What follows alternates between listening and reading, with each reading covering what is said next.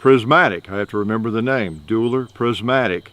It's the double 1911 that you all have been requesting we get a hold of for I don't know how long, okay? And how many times. Well, we finally got a hold of one, thanks to Buds. Buds sent us, I requested it. They have several of these things, I think. I guess a lot of people are buying them. But anyway, it is the Dueler Prismatic, requested from Buds, and we appreciate everything they do for us, obviously, because I don't know when we'd have gotten one. Probably wouldn't have followed through and gotten one as a T&E. So we appreciate their help, and we're shooting federal ammo. We appreciate that a great deal. This is the famous double 1911, and I have only fired, well, I pulled the trigger twice, but I've shot it 4 times. Really, I'm not sure what to say. So let's dual wield some more. How's that? So you're probably expecting 2 holes further apart. Well, let me shoot the target here and show you kind of where they go, although it's not 100% consistent. So I'll put 2 on the target, okay? I don't really have a choice. See that? And I'll put a couple closer to the bullseye. All right, I'm going to shoot that plate hanging there. I'll shoot it again. Okay, that's a new gun. It's it needs breaking in. There we go. So that gives you an idea at this distance, which is I don't know, what is that, about 6 yards or so, 6-7 yards maybe, and that's kind of the spread you get. And then notice it's not exactly snake eyes every time. You get sometimes the rounds even vertical, I've noticed. Okay, so that's one thing I wanted to show you, because one of the questions I've always had about this, well, exactly where the rounds hit. If I shoot at 60 yards, am I going to have snake eyes, perfect snake eyes, at least wherever they hit? Or what's going to happen? Are they going to spread out and one's going to wander off a great distance to the left or right? Or it shouldn't happen, right? So I've been doing a little bit of experimentation in that regard anyway, because I wanted to know, and we'll talk about that, okay? In fact, you can see some down, the only hits that are down there are with this firearm and a couple of those plates. There's 3 hanging below, and even that big old thing, but you can see on one of them, you got 2, one right beneath the other. And you got a couple that are vertical, and one is, what, about 3-4 inches below the other one. Then on the other plate, maybe you don't see it, they're like right together, okay? So they're not going to be far apart, it looks like. And that's at about 20 yards. But there is some variation of where they're going to hit, but they're not going to be too far apart, all right? So interesting firearm. Let's shoot a couple more times. It's a new one, and we're breaking it in. And we're even going to probably take it apart for you. Now, rather than reload that, the combo mag, it'll also take regular mags, as long as your base pad is not too wide. Now, some are, but these will fit, or if you don't have a base pad. All right. So, you can't just pull the slide back. You got to release it even when you do that. And like I said, sometimes it's requiring a little bit of a little push there, a little bit of help. All right, so we're firing 2 230 grain bullets every time we pull the trigger. You think it'll smoke a pot? I'll bet it will. Oh man, it will smoke a pot. That's a fair amount of lead. Quick, Kentuckians, how much lead? How much weight? 230 plus 230? 460. I beat you, I'm sorry. There's a 2-liter right there behind the filing cabinet. Needs some lead. Yeah, another pot. Cut it right in half. Let's see if we can hit the cowboy. See what it looks like on him.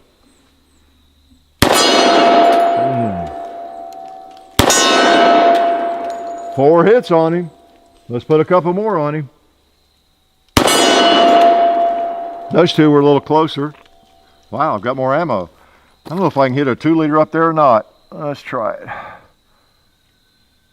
Oh, it's just to the left. All right. So, needless to say, an interesting firearm. So I'm sure we're getting a variety of reactions right now. Like some people, what a piece of junk. Who would want something like that? Well, I don't know. It's an interesting piece of hardware made in Italy. The makers, let's talk in their defense, okay? Got these nice grips. The motivation for this, as I understand, was that the owners of the company, the makers, they were really doing this to celebrate the centennial for the 1911. Okay, you know, and so you can't hate that, right? I remember back in 2011, we were doing a celebration video of the 1911. We didn't make a double 1911. We just did a video or two about it, but that was their motivation. And of course, people like interesting firearms.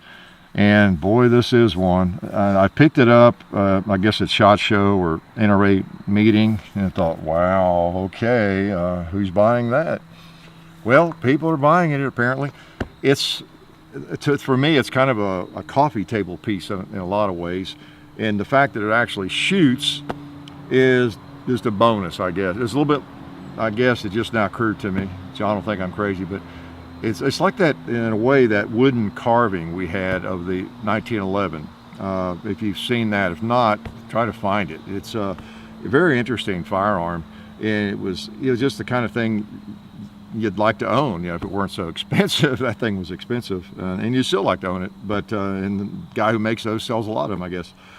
But it's kind of a coffee table thing, you know, as much as anything, just having a novelty, novel firearm. But this thing works. It actually shoots, and I've had it apart several times.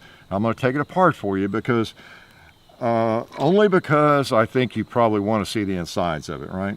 And what the heck is doubled and how they do this. What's it look like on the inside? Well, first of all, you can see the difference between a real 1911 and this one. Now, this again is the prismatic version of the Dueler, the newest one, A1, I guess, and it's got the porting and the muzzle brakes and extended barrel, 6.5-inch barrel. So the earlier ones they made were more like, you know, this firearm. They were kind of standard doubled, just, you know, a standard 1911 doubled times 2. And whereas this one's a little souped up, and you know, you got your serration. It's pretty, yeah, you know, it seems to be well made. I'll say that, okay, because I've had her apart several times, and you be the judge. All right. So we're just shooting standard ammo. I've tried hollow points. They seem to work okay too. I don't know if it needs, especially in the break-in period when it's new, if it needs hotter ammo than just standard, like American Eagle, which, you know, tends to work in about everything, or not. So let's see. Let's make sure it's empty. And then you're supposed to half cock it. You're supposed to pull the trigger, I believe, in no directions. Yeah, and then bring that through there. Okay, and then, so we're definitely clear. And then you come up here, and they provide this little tool for you to take. You could do it without it probably, but I actually read the manual because I thought, well, okay, I don't know how this works. Now I'll probably send them to the skies here if I'm not careful. I've taken apart a lot of 1911s, but it really is kind of different. There's just this one little spot there where it releases, and it's really easy to send it to the moon. Come on now, I'm loose. This is the only part that, well, I say that's a little different because you have to get it just right, get it apart. I don't know. There we go. Okay. And you're supposed to take those, and those I try to keep. I think that bushing has to be on it has to be on the left side. Yeah, there you go. Because as you can see how they're cut out there at the top. For you 1911 people that really understand, know 1911s really well, so you got that cut out there. So they're only going to go in one way. So I didn't really study it, but yeah, I was smart enough to figure they're probably different. There we go. Just barely smart enough. Okay. And so I was keeping those. And then you're supposed to take the spring out while you've got that. Okay. And then you do the other one. They make tools like this for removing bushings on 1911s. I just rarely ever use them. Usually once you've taken a 1911 apart a few times, it's not a problem. Get the spring out. All right. So right away you see you have separate springs. That was one of the questions I had, is like everything welded together? Do you have, oh, what are some firearms like a Desert Eagle? There's another one I can't think of what it is, where your springs are part of a, you've got two springs but they're part of a unit, you know, they're connected, but it's not. And then from here on it's kind of like taking any 1911 apart. Bring it back to the little notch there and you push out the, which I notice there's not a knob there to push on. Good thing I brought my little Glock tool out here. I have some of my tools in case when I take this apart I might need. And that comes out. Just a little bit longer, isn't it? The slide lock. Oh yeah, and I brought this out for a reason, so that we wouldn't mess up our leather, okay, or hide. You may not know it, but these pieces of leather and hide like this are real expensive. And take care of them as long as we can. Okay, so I've got that slide lock out, so then I just run the slide on that. All right, and there you go with that part. Looks like a 1911, except it looks more like two 1911s, doesn't it? Okay, pretty interesting. And again, I thought, you know, I'd probably want to see this, even if I have to fumble a little bit and take a little time. Oh man, what, it fits like a glove. If you think a brick fits like a glove. No, it's not quite as bad as a brick, but you know. All right, now let's take the barrels out. The guide rods. Now the guide rods are connected. Okay, so you got double guide rods, and they got the cushions on there. And I don't know, you got to watch those things, and sometimes those can affect the reliability. You know, back when I was competing a lot, there were guys that swore you should not put those on there. For one thing, to chew up and bind up your firearm, especially a defensive firearm, and they could actually change the you know, like the distance things are traveling, and can affect the reliability. So I'm not going to take them out. I'll just leave them in there. But that's right. Okay, then the barrels, push your links down, and they come right out. It's like a 1911, even a double 1911. And there you got separate barrels. And again, those were some of my questions. You know, is it all one piece in there? How the heck did they do this? And most of these pieces, as I've read, are interchangeable with, like that firearm there, with a regular 1911. Sorry, Ed Brown, I didn't mean to imply your 1911's a regular 1911, but you know what I'm saying. And so they're just regular barrels, except, you know, ported and with a muzzle brake on it, the standard link and everything. And there you see, you know, it's again like a 1911 except doubled. You know, and you got of course your extractor on the other side, you know, there. You got to have some of those allowances if you're going to double it up like that. And you might be able to tell more than I have if you're a machinist and you're a student of that kind of work. But it looks like it's really made well to me. It's made in Italy. It just seems, in fact, it seems very precise and very tight tolerances. So I'm not surprised. The slide, you got to give it a little bit of a boost occasionally. We've not had any kind of hang-ups like you know, on the feed ramp or any kind of weird things like that at all. It's just maybe getting that slide forward, that last half an inch or something. You have to give it a wrap occasionally. Okay, so that's it. I don't know what else in there to show you. The rear sight's adjustable. In fact, I raised it to get it to hit you know, point of aim for me, at least with this most of the ammo I've been shooting. Maybe you can look down through there. That's kind of interesting too. Yeah, it's just amazing what people put together these days. Again, you know, every firearm, I try to defend it. Oops, now the barrels, I don't have to worry about keeping them straight. Why? Because the ports need to match up with that slot, right? So this is the left barrel, depending how you're looking at it. But every firearm does not have to have a functional purpose. I know that's what Cooper always asks, what's it for? That's kind of what I ask. And if I'm looking at a firearm, what am I going to do? I don't really look at what's it for, you know, and because I think Cooper and people lots of times who ask that, if it's not got a definite purpose for hunting or definite purpose for that, or for self-defense, and it's practical for that, it makes sense for that, or competition or something, then it's needless. It's useless. It needs to have a purpose and everything. And I don't necessarily agree with that. I think a lot of firearms are just kind of interesting and fun, in defense of things like this. And it's a big part of the hobby when you get right down to it. It really is.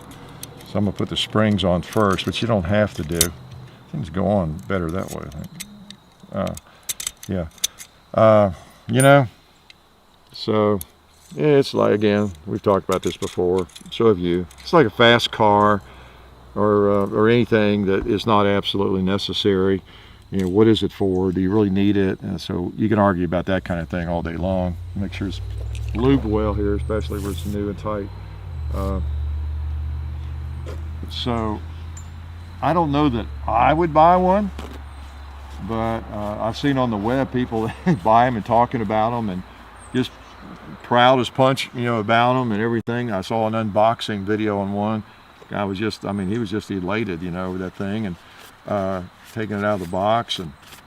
And so I was kind of curious who has them and what's going on. And there's not a great deal on the web about them, but they haven't been out that long. But, interesting firearm, and there's people buying them. And I don't think I have read much about people who are shooting them a great deal and of any problems they're having or anything like that. I think most people are probably not shooting them a great deal, put it that way. Okay, get all that. Now here's where I struggle sometimes. Get the links right. So while I'm doing this, remind you all, check the description for anything that's coming up, because I keep it updated actually. If there's anything new going on that I want you to know about, check our Facebook especially, because we keep information updated there almost daily on the Hickok 45 Facebook and on the Hickok 45 and Son Facebook. And then John's doing a lot over there on the Hickok 45 and Son. In fact, I was over there the other day with him on a gun culture radio show, and so forget to remind you all about that stuff. And I know your life is not complete if you're not aware of everything we're doing.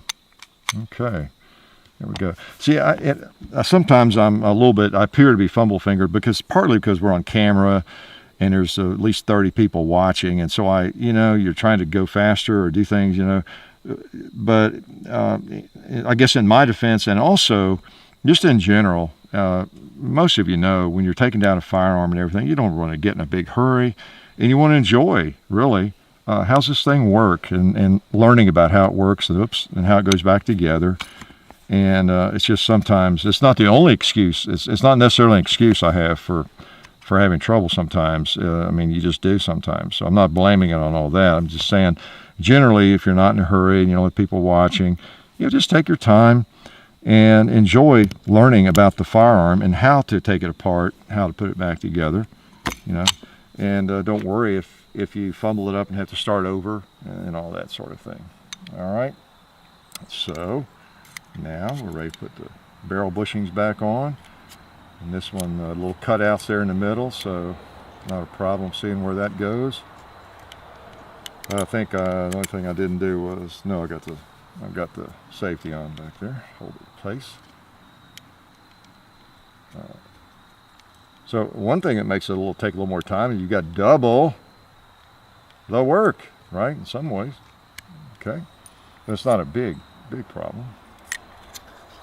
If you've never disassembled a 1911, maybe this isn't the one you want to start on, but actually it's not that big a deal. Not famous last words. Famous last words. Use my little tool here to make sure it doesn't go flying into the moon. Like I say, that's kind of a new part there, and yeah, I think that's what it needs. Wants to pop out just enough to not want to turn over there. It's got to be pushed down. There we go. Don't even need the tool, really. All right, so I don't know if that was worth it to you, but I figured you might want to see the inside. Another thing that's connected is the hammer. You probably noticed that. It's, the spur there connects that, so you can't fire one side, and of course that's a question that always comes up, doesn't it? Come think of it. Can you fire the left barrel independently and that kind of, no, you can't. And I, you know, almost forgot to even address that. I've been shooting it so much, and that was one of the questions I had. Yeah, the triggers, like when it's cocked, both barrels are cocked, and then either trigger drops the hammer. Okay, so it's slightly ambidextrous, right? So I'm gonna pull just the left trigger. There you go. So the triggers, the hammer, it's all one piece. Okay, so it's an interesting piece, no doubt about it. All right, we got some more ammo here. Okay. Now I know the other question you have. Well, let's see. Any other thing about it here that's specific? Oh, I forgot what those grips are called. Those are some of the new grips. Not G. I want to say G code, G grips, whatever they are. You know what I'm talking about. I'll put it in the description if I have to. But nice grips. You got the beaver tail. You got serrations, the kinds of stuff you like on a 1911, even a double 1911. Pretty nice trigger. You know, it's almost like a competition trigger. And you know, the safety and everything is made, you know, well. It's as ergonomic as it can be, I think. But now it is really wide. If you've ever picked one up or put it in your hand, I don't care who you are, it's going to feel huge. I don't know of any other handgun that feels like this big or feels this blocky in my life. And I've shot some blocky handguns, you know, but this one takes the cake. All right. But I think, again, most people are not buying it because, oh, that feels good. That's the gun I want. You know, it's an extremely novel. It's a novelty gun. They run between like around $4,500, $4,700 up to, this one is over $7,000. Okay, this I guess is the most expensive firearm we might have fired here, you know, even considering some of the antique firearms and things that we may have or have borrowed. So this is the most expensive. You know, can't believe Buds is letting us mess with it, but so anyway, it's a very interesting firearm. Okay, let's shoot the thing. Okay. Yeah, really, I think most people probably won't shoot this very much. I'm going to pull the slide back. You can do it either way, but and one thing, let's see, I'm going to show you this too. Since I know most of you will be going out to buy one of these and you'll want to know. Once the slide is locked back with empty magazines, I don't know if you noticed before, but unlike most 1911s, or all, if I pull the slide back, you know, and to slingshot it well, even after the mag's out, it won't do it, you know, which is kind of unusual. So you have to remember to release the slide lock. Okay, so anyway, if you see me doing that, that's because you have to on this particular 1911. All right, double barrel, double your pleasure, double your fun. Why don't we, I know the other thing you want to see. Can I hit the gong with it? I don't know. Let's try it. Okay. All right. Okay. And I won't be able to tell from this distance, but maybe you will, just by you and John maybe can tell what kind of spread we're getting. I would like to get a couple of hits on there that are definitely like new hits, and you can see how much spread there is, you know, in the rounds. But we may not get that. We might just get me hitting it and one misses or whatever. All right, and I won't know until I see the video. Oops, I forgot. I just told you what I had to do and I didn't do it. Okay, I'll try for the gong. I will be able to hear it, so I'll know, hopefully, if I'm holding too low or too high. All right. I think that was too low, probably.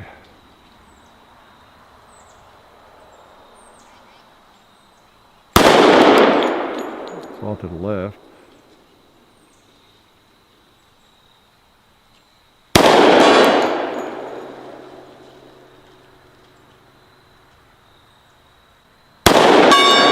I heard that.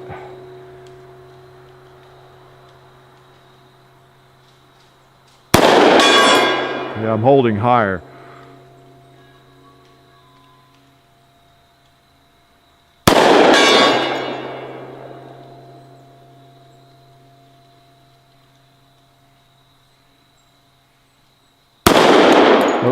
I was off a little there, I think. All right, try again.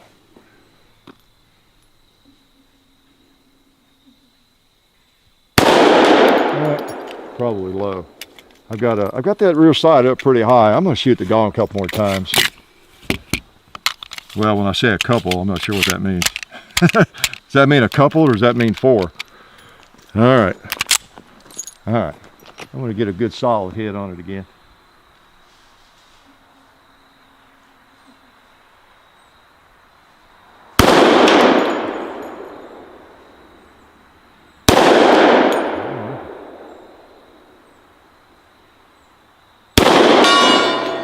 Okay, you guys just have to be the judge, whatever you saw. Let's kill some 2 liters with this thing. Now remember, we're throwing out, what, 460 grains of lead into 1 2-liter. That's why it's blowing up that way. Okay, oh, there's that one I missed, didn't I? Let's try him again. Went left again. Well, I'm having a hard time seeing the sight. Let me take that out for one thing, so I'll blame it on that partly. Now, when you clear a malfunction, or that one, again, it was not quite in the chamber, you have to really double check. How's that? Double check? I think double check is the correct term when you're messing with this thing. So, there we go. Now, another thing that you may not have a problem with when you buy yours, I know most of you will be buying one of these, the beaver tail safety, I have a problem activating it with my large hand. Okay, so I think with a smaller hand it's not going to be quite as much of a problem, but I really have to focus on that. And I discovered, I don't think I'll put them on. I discovered with gloves it's not as much of a problem because I've got a little more padding there. But for me, I really, and part of my accuracy issues with it are I'm having to hold it differently and squeeze it really hard, more so than I really want to. All right, and I'm not just making that as an excuse, it is an issue. All right, so again, most people aren't going to be worrying too much about whether they can like win an IPSC match with this thing or anything like that. It's just a very interesting firearm to have in the collection, right? Now see, those base pads don't match up in terms, one of them's a little bigger than the other, but they're not wider, so they work, okay? All right. So, another thing I would do if it were mine is paint the front sight, because it's hard to keep up with. All right, 2 liters, use Smart Elix.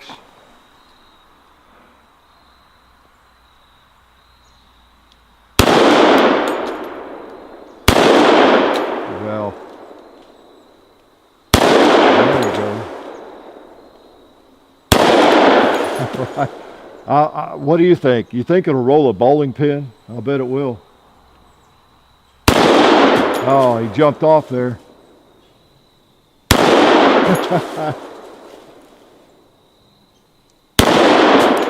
Popped right off. I'm going to shoot that, well, let's not waste that one. Let's shoot this one again in the upper left-hand corner there where there's no hits, just again to show you. Snake eyes. So as a defensive firearm, I mean, there's no doubt about it, you know, the 45 has a pretty good reputation, and as a stopper, well, 2 45s, you know, double tap is definitely going to be a stopper. So I'm not going to make fun of it as a defensive firearm too much. It's just, I don't know if I'd want to carry it. Let's a little more ammo here, because I want to shoot the cowboy again maybe, and we'll, yeah, shoot a little more.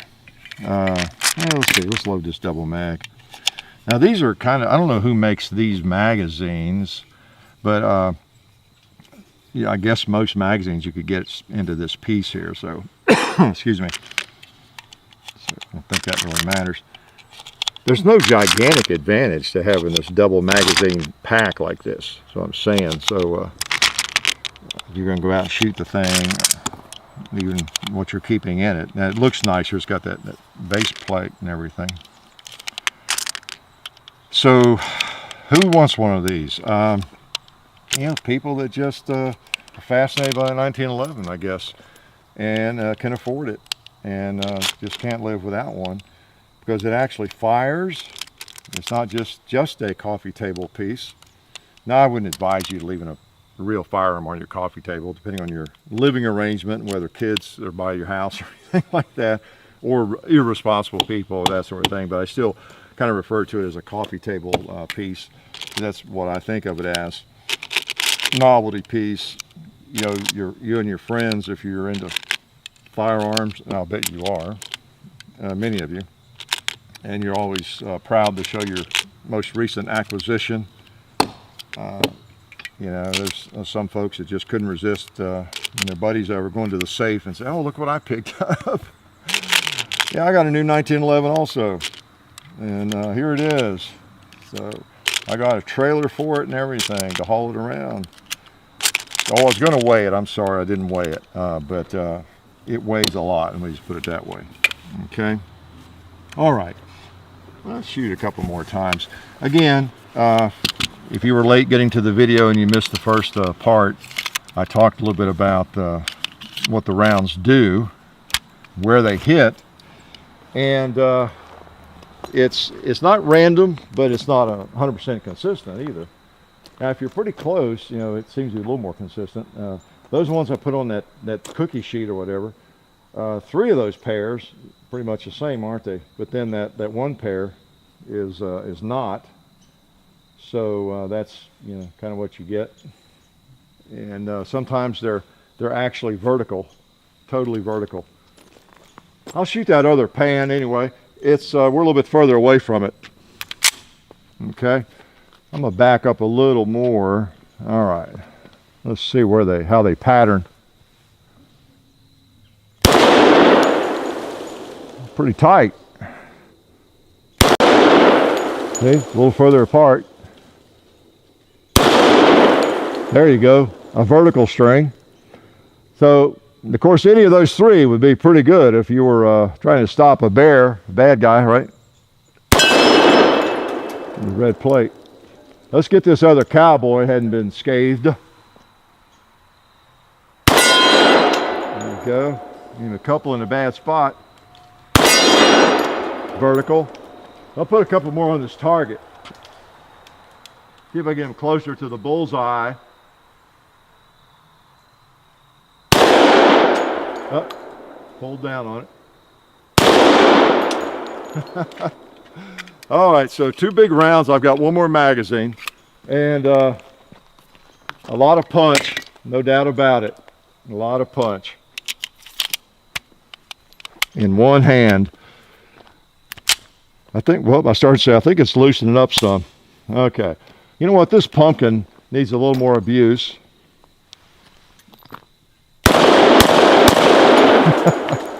Went through the same holes. I'll try this coffin right there.